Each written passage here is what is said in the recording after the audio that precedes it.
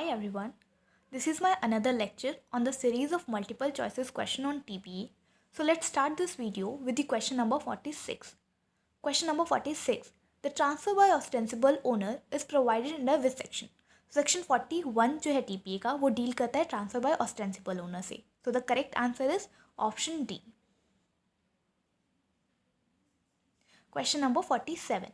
With the express or implied consent of interested person in immovable property, a person is the ostensible owner of such property and transfers the same for consideration, then the transfer shall not be option A voidable, option B void, option C valid and option D none of the above.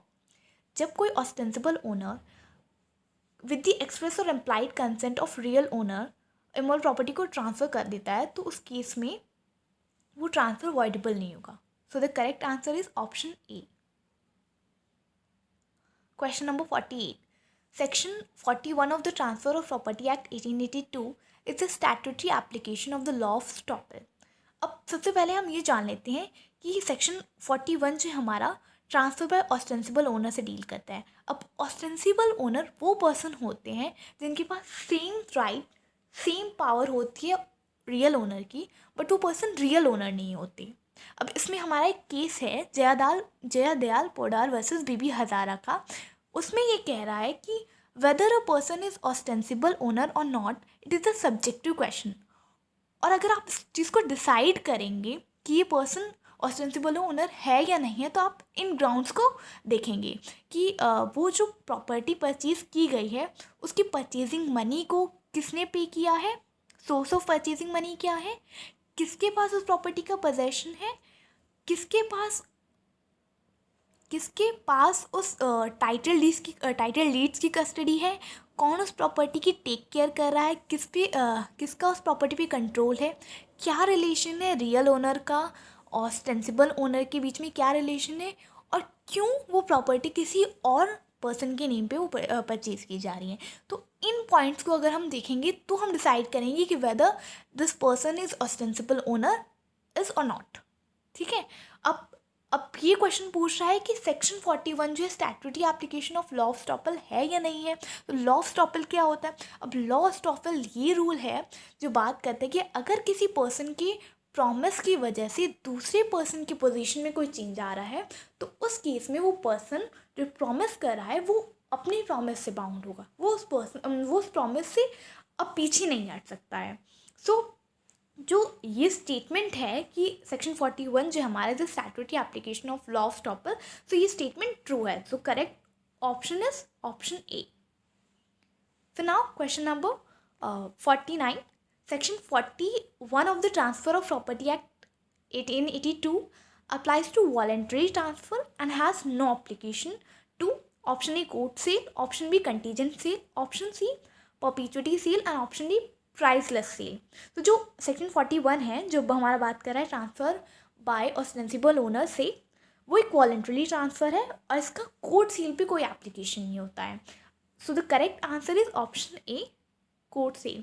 अब हमने ये तो जान लिया कि ostensible owner होते कौन हैं. अब ऑस्टेंसिबल ओनर कौन कौन पर्सन नहीं हो सकते हैं. तो 5 टाइप्स ऑफ पर्सन हैं जो ऑस्टेंसिबल ओनर नहीं हो सकते हैं, जैसे मैनेजर, लाइसेंसी, सर्वेंट, एजेंट, ट्रस्टी. ये 5 पर्सन ऐसे हैं जो ऑस्टेंसिबल ओनर नहीं कहलाएंगे. अब क्वेश्चन नंबर 50 पे आते हैं. Under section 42 of the transfer property act 1882, if a person has a right to transfer property after exercising a right to revoke previous transfer, a transfer of such property by him will imply an exercise of option A right to revocation, option B right to transfer, option C right to surrender and option D none of the above. अब हमारा section 42 है वो बात करता है transfer by person having authority to revoke former transfer. Transfer by that person जिसके पास authority है फॉर्मर ट्रांसफ़र को रिवॉक करने की. ठीक है. अगर ऐसा पर्सन अपने राइट को कोई प्रॉपर्टी ट्रांसफ़र कर रहा है अपनी राइट को एक्सरसाइज करते हुए राइट टू रिवॉक को, तो वो कौन सा अपना राइट एक्सरसाइज कर रहा है? राइट टू रेवोकेशन को. तो जो करेक्ट आंसर होगा इस क्वेश्चन का वो है option A right to revocation. फिर question number 51. When one of the several co-owner of the one of the several co-owner transfer his share, the trustee acquires as against the other co-owner the same right that of the transferor had, but is subject to any condition and liabilities affecting the share at the date of the transfer. This provision is under this section.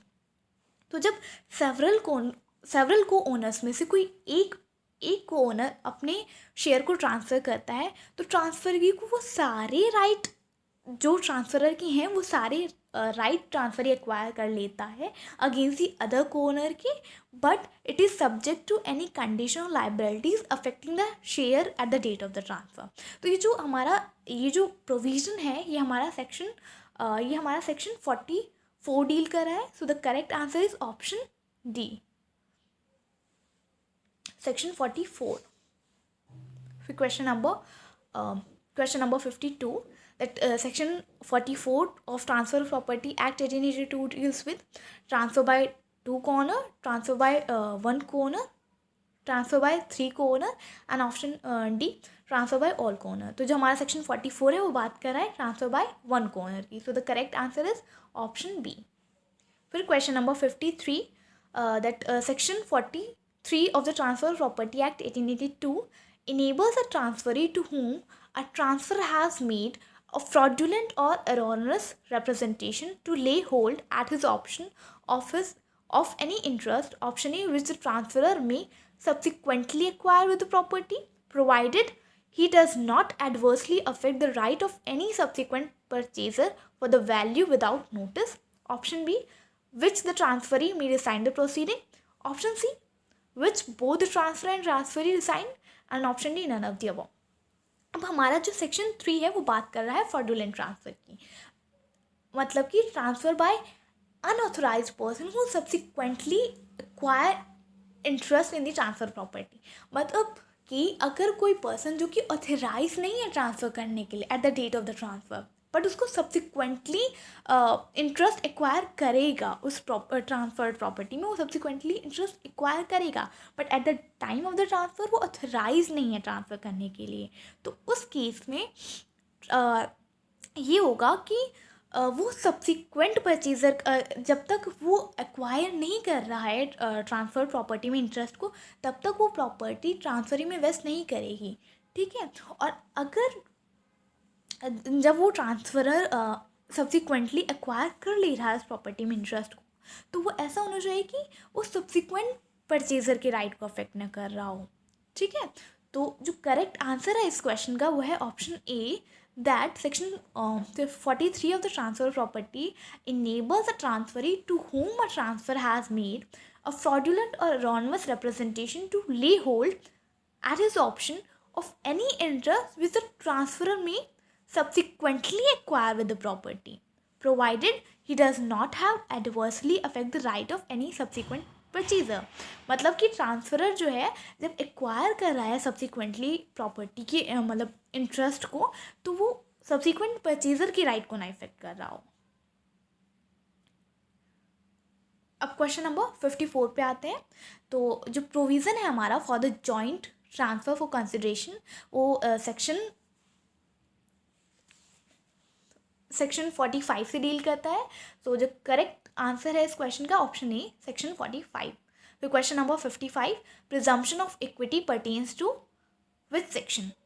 Section 41, section 46, section 47 और section 48. तो जो हमारा presumption of equity है वो भी हमारा section 45 से deal करता है. So the option A is correct answer. फिर question number 56, under the provision of transfer property act 1882, where immoral property is transferred for consideration by a person having distinct interest therein, the transferor are option A, entitled to share in the consideration equally, option B, entitled to share unequally, option C, entitled to share equally but subject to further, and option D, none of the above. तो जब immoral property transfer की जाती है for the consideration bye person having distinct interest, तो उस case में transferor जो होंगे वो एंटाइटल होंगे to share in the consideration equally. So the correct answer is option A. Now question number 57, where several co-owners of real property transfer a share therein without specifying that transfer is to take effect on any particular share or shares of the transfers. The transfer as among such transfers take effect on such share. Option A, unequally, where the share were equal and where they are unequally proportionally to the extent of such share. Option B, equally, where the share were equal and where they are unequal proportionally to the extent of such share. Option C, only A is correct and option D, none of the above. तो जब several को owners जो है मोल property की वो transfer करते हैं without specifying a particular share, तो उस केस में वो जो ट्रांसफ़र हुआ है वो इक्वली मतलब डिवाइड होगा. So the correct answer is option A, that equally where the share were equal and where they are unequally proportionally to the extent. अगर इक्वली है तो भी इक्वली, अगर इक्वली डिफाइन है तो भी इक्वली डिवाइड होगा, अगर अनइक्वली प्रोपोर्शनल तो भी इक्वली डिवाइड होगा. फिर question number 58, the provision of improvement made by bona fide holders under defective title dealt under which section. तो जो हमारा सेक्शन 51 है वो बात करता है improvement made by bona fide holders under defective title. तो जो करेक्ट आंसर है इस क्वेश्चन का वह ऑप्शन बी. फिर question number 59, a lessee can not appeal to section 51 of the transfer of property act and this statement is true, false, partially true and none of the above. तो ये जो statement है हमारा ये true है कि lessee can not appeal to section 51. सो जो करेक्ट आंसर है इसका ऑप्शन ए. फिर लास्ट क्वेश्चन हमारा question number 60, the terms good faith in section 51 of the Transfer of Property Act 1882 is used in the light of under which act? Option A, Sales of Goods Act 1930. Option B, General Clauses Act 1897. Option C, Indian Registration Act 1900 and option D, Specific Relief Act 1963.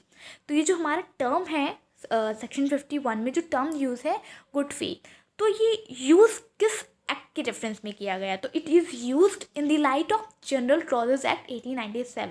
So the correct answer of this question is option B, general clauses act. So guys, these are the questions. I hope you like this video, and if you like this video, please like, share and subscribe this channel. Bye bye. Stay tuned.